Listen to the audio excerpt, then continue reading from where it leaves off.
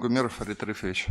Уважаемый Ради Фаридович, уважаемые коллеги, в республике на прошедшей неделе произошло 102 пожара, при которых погибли 2 человека.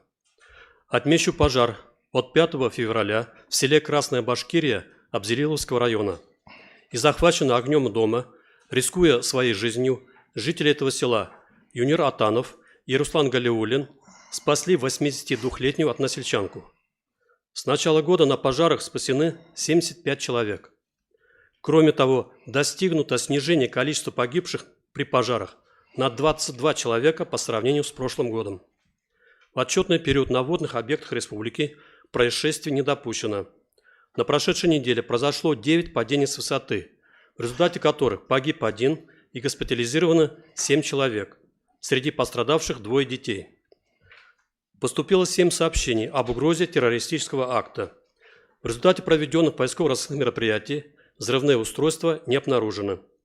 В связи с неблагоприятными погодными явлениями с 17 часов 3 февраля до 8 часов 4 февраля на территории городского округа город Уфа вводился режим функционирования чрезвычайной ситуации для коммунальных служб и предприятий, а также жилищно-эксплуатационных организаций. По состоянию на 10 февраля в республике больных коронавирусной инфекцией не зарегистрировано.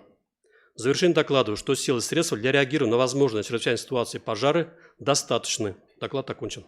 Спасибо большое.